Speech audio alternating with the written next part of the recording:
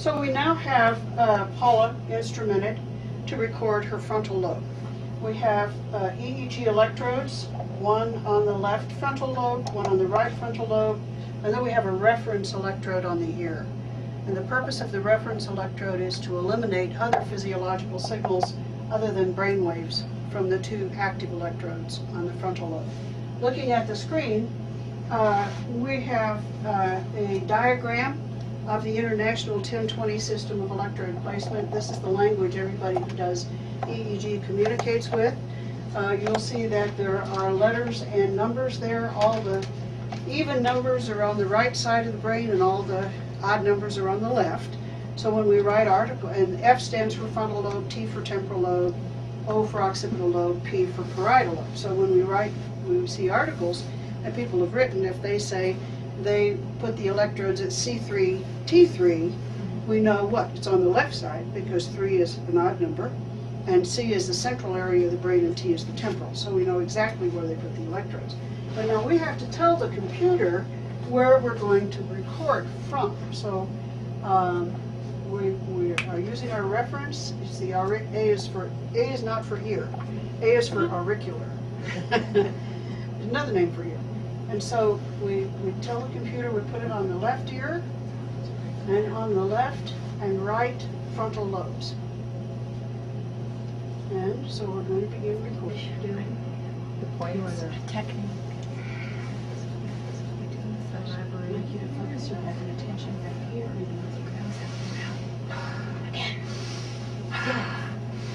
Again. Use your elbows. In. Push up. Again.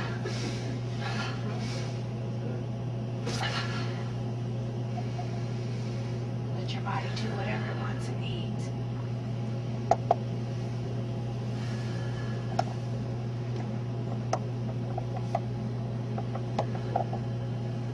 We're seeing a really long one there. We're getting a little bit higher amplitude. Seems to be developing there. We see some very nice, see how big these beta bands are? Much bigger than they were in the beginning. Now this is her frontal lobe. So this is the effect that the higher brain living procedure has had on her frontal lobe. And so, so we just continue to record. And again, it comes and goes, because that's the way beta does. But look, I want to show you, go back to this one. Look at that very long envelope. That's unusual. You don't see, you will not see that in just normal everyday functioning. And again, notice how these are getting bigger. And look at the long periods. We see these long envelopes of beta. And that's definitely the effect of the procedure that she's doing, because this does things that iron. Again, you're saying if we have the prefrontal cortex or the prefrontal lobe activated like this, that it's you know, more clarity, and then you said like less feeling of being overwhelmed, and then are there other things that you would say are a result of having the prefrontal cortex or frontal lobe, you know, sort of in this state? Yeah, you'll have more brain energy. You'll have the ability to recall. You'll have the ability to organize. You will not procrastinate, because remember, the brain is one of its primary functions is initiation. So when you think about doing something, you'll have more impetus to actually get up and do it. You know, that's interesting, because I have found that.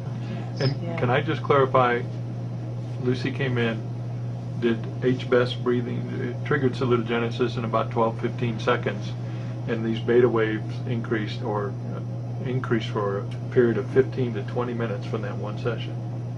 That's true. And it may have been actually longer, but we stopped recording at 20 minutes. So I can't say how much longer it would have extended. But let's go quickly to the end. This is at the end of 20 minutes, okay? And so let's go back, and so we caught the brain here at the end in a period of rest. And I know that it wasn't finished because when we back up, and each page, bear in mind, is only 7.5 seconds. So here we are, we've only gone back 3 pages and we find another round of increased beta. And we see that because, you know, we've got these long envelopes. So if I wouldn't begin to guess how long that might have lasted if we had recorded it. But this is solid data. You know, you can't just make this up. This is solid data.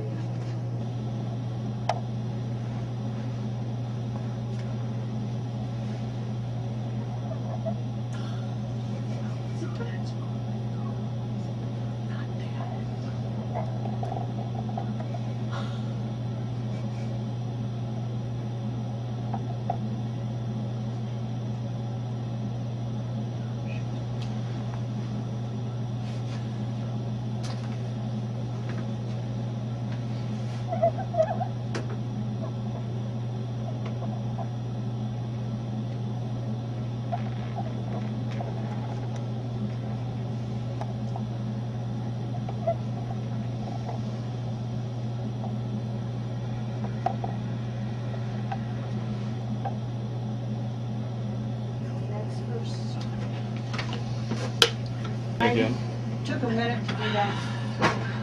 now we're at 9 minutes.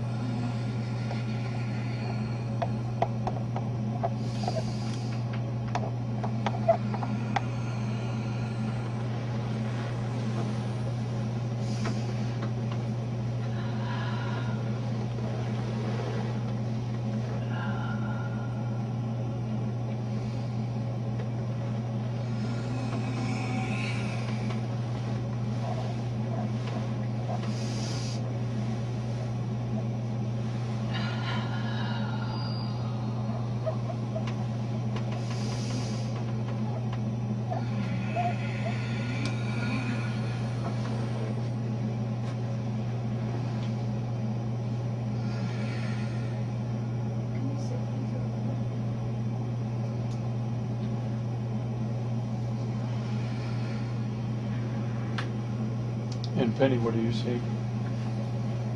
I'm seeing what I would interpret as endorphin production.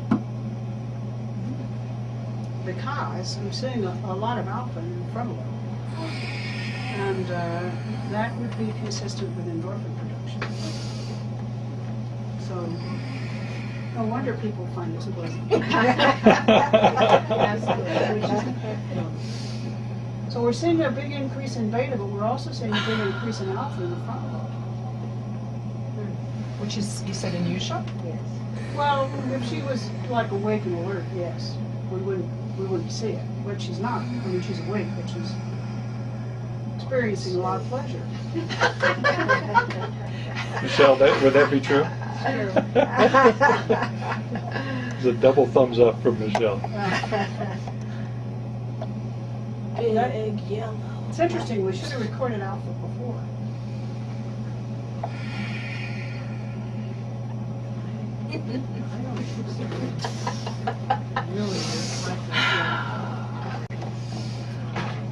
Wow, look at that.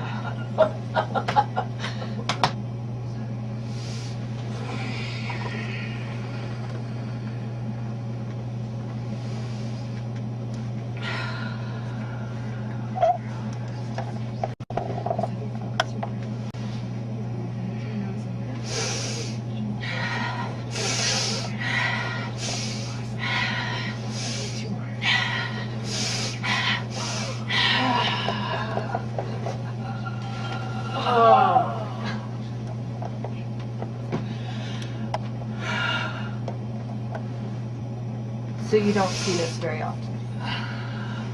No, not at all. We usually see much lower amplitude.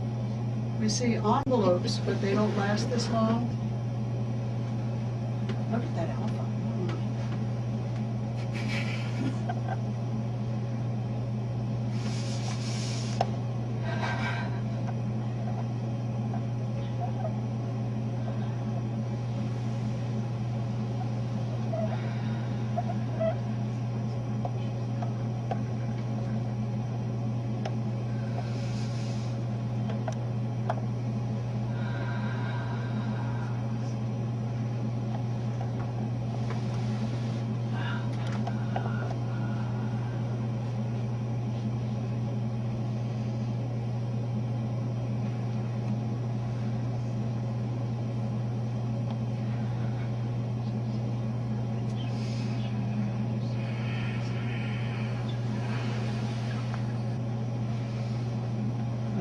15, so. We're at 15, we'll wrap it up? Okay, so we'll stop now. 15 minutes. So, and I'm amazed at the amount of alpha. I like your beta, Michelle. She likes your alphas. Your alpha's not bad either. Alpha's really. Can you talk about the alpha? Because I haven't heard that before. Well, I haven't seen that before in the frontal lobe. Oh, Yeah. well, I tell you, I have funny, Plenty of pleasure. Yeah. I can leave and go way off into a whole nother world. It's just so easy. Would that be alpha? Well, you know, we're talking, the only thing we can talk about with the recordings we're doing today is the frontal lobe. The frontal lobe is usually not involved in that. In that? That would be more, I would, you know, shudder to think what we would see if we were looking at your parietal lobe. Where is that? Back here? It's right here. Right here. Shudder to think? Well, I'm gonna come see you, so. But the only explanation for that much alpha in the frontal lobe is endorphin production. What we've learned today is, first of all, that indeed there's an increase in beta. We see that beta not only increases in amplitude, which means the height of the wave, but the envelopes, the normal envelopes of beta lengthen considerably. We see that also lasting once the initiating procedure is over. And we've seen it last for up to 20 minutes, and we don't know if it lasts longer than that because we haven't recorded longer. The other thing we saw in this last one was quite profound because we saw a buildup of alpha in the frontal lobe. Now, that can only be associated with endorphin production. We normally see alpha in the back of the brain, parietal and occipital lobes. And to see that much alpha in the frontal lobe would have to be an increase in endorphin production, which means that there's a great deal of the pleasure centers are being stimulated in the brain as well. So no wonder I noticed that some of you said you laugh. No, nobody's reported that it's unpleasant, have they? And so I think you're really onto something in terms of producing more endorphins. And I don't know that that is talked about at all in the literature. It's a new finding for me. So I would say that there's probably quite a bit of benefit, both in terms of increasing frontal lobe function, and the frontal lobe being the executive lobe. That's always a good thing. But it's also nice if you can get more clarity and more pleasure at the same time. Which I think is very likely to be the case here.